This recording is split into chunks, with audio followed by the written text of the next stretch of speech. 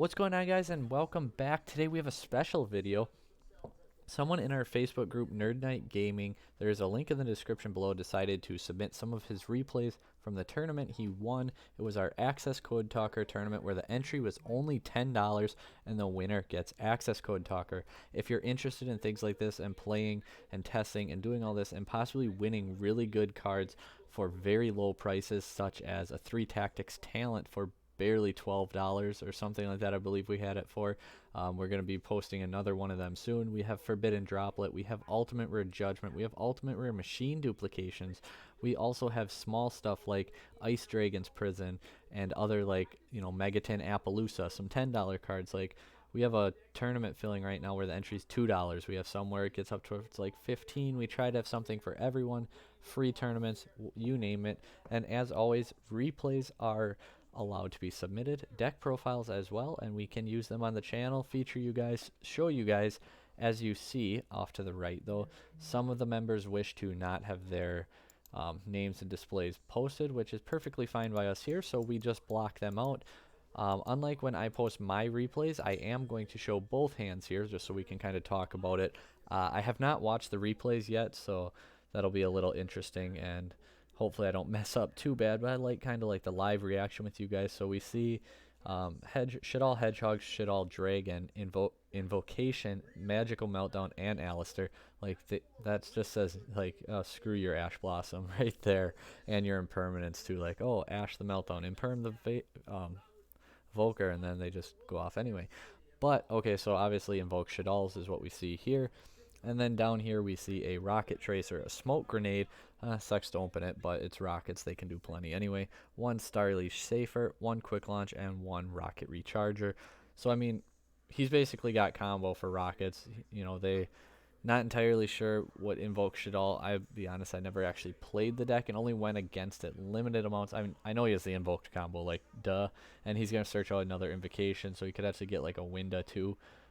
But we'll see who goes first. And it's Dragon Link. Duh, I should have known that being on the bottom. So we're going to kind of skip ahead a little bit and talk fast as they go. So Seyfert effect getting, into the combo. Boot Sector, because he's already got 2 rockets in hand anyway. But Seyfert gets 2 dragons on board, which is essentially almost the entire Dragon Link combo. And yeah, so continue going off. And now we're going to see the Link Cross coming out. Getting an Arc Light, and then no need here to go for like your Violent Cube because he already opened the Smoke Grenade, so why get a card that's going to search the Smoke Grenade? Might as well go for something else. And then we go right into our Guard Dragon play. Now we're going to get the Levineer to our hand. Going back once again. Now we got our bounce with our seal. So if you guys don't know like what Dragon Link necessarily does the best, I mean, I'm assuming you do if you're watching the video, but we do have a Dragon Link profile where we talked about it a little bit, and a how to beat Dragon Link video as well, so feel free to check them out. But he has the Arc Light protecting his combo by now, Hierarch Seal in his hand, and Union Carrier. I mean, this game's basically over because he's going to rip 2 also on top of it, get the Buster Lock and a Savage, and, that hand getting ripped apart, so not going to be good. And we'll see what it hits, and it hits the Alistair. I mean, he has Meltdown, so he can still get to it again, but now there goes the Meltdown, so, kind of just killing that, and, ripped apart his play. He's got, 2 Shit Alls Invocation, not too worried about it with multiple negates, and he's going to get the Buster Lock. And there we see passing turn, not too surprised whatsoever. So, let's see what round 2 brings us, or game 2 better off. 1 Squamata, 1 Trick Clown, 1 Wendy, 1 Shit All Beast, and a Damage Juggler. 1 Seyfert, 1 Black Metal Dragon, Divine Lance, Tracer, and Infinite Impermanence. Again, it's just full combo down here. He's got a hand trap to stop him, and then we'll see what, really nothing. So settings, Shit All Wendy pass. Again, not super fluent with the deck on what more he could have done without any fusion spells and really anything to do anything. That's probably pretty much all he could do. At least when it gets flipped, he can special summon Shit All monster from the deck, so it's not horrible. I mean, Dragon Link's going to put up negates way before they have a chance to actually activate it. And now we're just going to see him pretty much combo off once again, because that's just what Dragon Link does. Since he had the Divine Lance, he obviously went for Ravine since he is playing both of them. I don't know if that's too common anymore, playing both. I think most actually went towards Divine Lance. Getting the Herald once again. Pretty much same combo, guys, like just going through it. I think we know who's going to win this game, this match, and advance on. This is actually the semifinals of it as well. So we will go ahead and see, who makes it to the finals. Just overextending at this point. I always like when a Nibiru drops at that point before a negate comes out, and it feels bad, man. But that didn't happen here, so that is replay number 1. Let's go ahead and get on into the next one. So here we are with the finals of our access code talker tournament. Who will win? Well, it's probably the one whose name you can see, because the other guy also opted to not have his shown. And we see an Ash Blossom, a Afterburner, 1 day apiece. Not a big fan of that card. I don't like giving my opponent cards. Effect Veiler and Shark Cannon going first as well with the Sky Striker player. And then we see Rockets once again opening combo. He has his Brotar World Legacy Guard Dragon, Collapse Serpent, Quick Launch, and Infinite Impermanence. So set 1 pass, didn't really open well, draws into Black Metal Dragon, so that's pretty darn good. Never a bad thing to draw into your 1-card combos. Going into our Romulus, which he then uses the Effect Veiler, and now we see Quick Launch coming out, and he does not choose to Ash Blossom it, so that is actually kind of interesting. We see here it would have been a pretty hard hit. If he did Ash that, like, you're not really going to do a whole lot. I mean, you could World Legacy Guard Dragon to get your Black Metal back, but that's about it, at that point. And even then, it's not necessarily going to do a whole lot for you. You could go into like your LP, and then no, you can't even go into your Link Cross because you'd be Dragon locked at that point. So you could move it with your World Legacy Guard Dragon, go into your LP, move it, and then special summon your Seyfert, and continue going that way. And now you'd have a Light in the Grave for Collapse Serpent. So I guess ashing the Quick Launch wouldn't have done a whole lot in hindsight. And then we see the Ash on the Halqifibrax. And then the Shark Cannon takes care of the World Legacy Guard Dragon. Nothing going for Sky Striker on his next turn. So then we come back here, and now we're just going to do things like overextending, which, feels bad, man, but it happens. And here we're going to go ahead and get rocked because we don't put out any negates, and we're just going for broke. And there it is. So drawing into Rhoda, always a good thing in Sky Striker. Obviously, duh, it's just another copy of Ray. And we see that we actually get a Shark Cannon and a Widow Anchor. So that's, going with a Widow Anchor in this case to negate a card. Extra deck's pretty much burnt out. You have the graveyard that he just let him, like Nibiru, he made sure to wait before negate came out, but let him burn through his cards. So that way his recovery options are limited.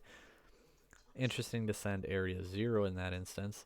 Then we see Nibiru attacking directly, negate the Kagari, but we're going to go into our Shizuku. Well, first our Zeke, and then from Zeke going into Shizuku to get to your hand, and he also happened to set a Widow Anchor, so we'll see if it's enough to stall for 1 turn. Using our Boot Sector launch to reborn one of our Rocket cards. And then we summon out our, using the effect to go ahead and get to our Boiled Savage, who then gets Widow Anchored. So now we're just going to continue to do Dragon Link things. Not sure what happened there. Misclicks probably. And now there's the effect. Kind of comes out, and that's, Savage, no negates. So nothing too really bad to worry about here. Jamming Waves, and then we see double Widow Anchor and a Afterburner. No, like I said, no negates, so it's kind of rough in the Dragon Link player. Sky Striker is just one of those decks that never wants to die, and it's kind of interesting. So there we go. And on to the finals. I do feel next time I am absolutely going to watch the replays first and kind of get a game plan for you guys, because I do feel like I'm a little underprepared. But, hey, it happens, guys. We're not all perfect. Are we? So we see Pot of Desires, Ash Blossom. Interesting to lose, and then, or never mind, that was game 1. But yeah, so he lost and had Sky Striker going first. 1 Ash, Afterburner, Pankratops, Imperm, and Desires.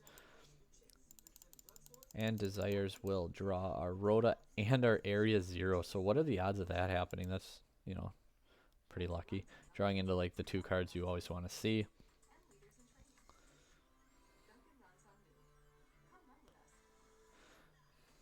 And then Imperming in the end phase. Chaos Base cards just busted. Imperm and Afterburner. Not entirely sure why you'd set the Afterburner, like just to decoy in case they have like a Cosmic Cyclone. But I mean, if they have like Lightning Storm, Harpy Feather Duster, or like so many different cards, like you're just leaving a card that you can't even use out there, and potentially, you know, getting it lost before you even have a chance. So it gets negated, but Router's going to go ahead and get our Tracer. Interesting choice there instead of just summoning. I mean, I guess you don't waste your normal summon, so that's always a good way to look at it. Especially with a deck like Dragon Link, because you just plus so much in this with your standard combos and just going into things. Impermanence on it. So now we see the Link Cross still getting us our tokens, and we can go ahead and normal summon there. Ooh, did not expect that. I was definitely expecting the Tracer to come out. And then the Marcher. And now we're going to go into our Helki Fibrax effect, getting out our Rocket Synchron, who then goes into our LP, and now we have another Dragon. Oh, click the right button here, and it might help to go into our Striker Dragon. Getting to Safe Hurt, because we always like to get to Safe Hurt. Who doesn't want to get to Safe Hurt? And then we go ahead and make our Pisty, whatever. And then we get our Red Eyes Dark Metal Dragon back. We do not have the errata on it, I don't think, but I guess they were going by it. Correct me if I'm wrong, but I'm 99% sure the TCG never actually got the errata. Yeah, so, I mean, I guess it says it on here, so we'll just go with it that way. Into our Borrowed Savage. Well, now. And that's game 2, so... yeah, let's try and get through this a little bit faster. And we see Terraforming Rose, Ash, Ray, and Mystic Mine. Nobody likes that card. One Black Metal, 1 Chaos Space, Quick Launch, Safer, and Red Eyes Darkness Metal Dragon. So just, you know, everything you need. Bait the Ash Blossom, and then you just combo off because you have it in your hand. And once again, Dragon, Link, things. The deck is so busted, guys, and, well... You're seeing it. Here it is. If you're new to the deck, there's lots of really good videos on YouTube. I suggest watching guys like Shu Ping, who played the deck forever. That's where I watched a lot to learn the basic ins and outs of it and get ideas, but then change them up slightly. And, you know, once again, we're just seeing pretty much the same combo that we saw already before. We're going to rip some cards from the hand and do all those kind of unfair things. And he actually hit the Mystic Mine, so that's nice. I mean, Terraforming's still there if he's going to go for another one. The Buster Lock is pretty much a big nope to Sky Striker, but I mean, they do have other ways around it. So, getting out our Sky Striker monsters, attacking over the Arclight attacking over the Arclight, sorry. Okay, now it paused. Attacking over the Arclight to get rid of the restriction, because cards like Effect Veiler can't even be used under an Arclight. So, you know, that's just really oppressive. Terraforming at this point, I'm assuming, since we already saw it, he's going to go for the Mystic Mine. But Savage never negated anything, so... Yeah, and there's the Mystic Mine. That's kind of just, you know, and then... there's not a whole lot he could have did in this point, because he could just negate any of it. And even like an Area 0, it doesn't negate and destroy, so just negating the Area 0, like its effect when he activates it, and then it just doesn't destroy it, so you don't get the Ray from your deck. But yeah, so not sure what's going on here. Mystic Mine definitely should be gone. Okay, discussing it in the comments.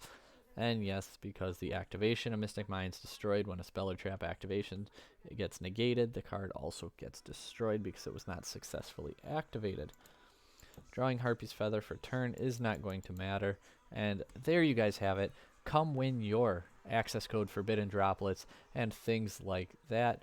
Nerd Night Gaming in the description down below. Take care, guys, and I do promise next time we'll be much more prepared.